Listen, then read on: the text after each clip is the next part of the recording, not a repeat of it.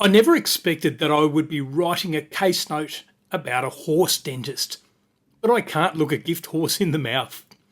Stanley Haynes was a horse dentist, continuing a century-long family tradition.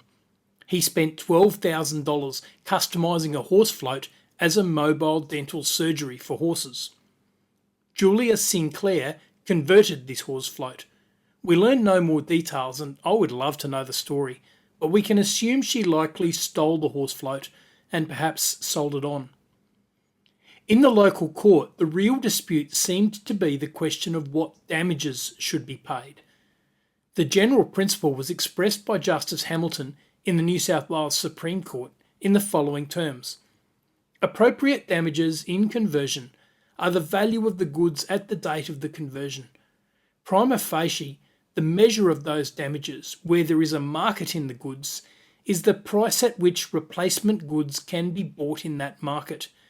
And it is only where it is established that there was no market that the plaintiff can go to some other method of establishing value.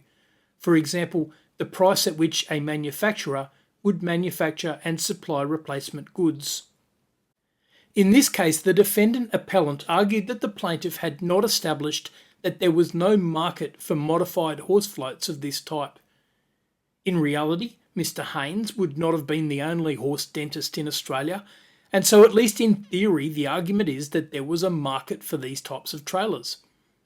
At the same time though, this horse float was described in evidence as being unique and custom built. In the local court, the measure of damages had been the replacement value of the modified horse float. Justice Hamilton found that this was appropriate.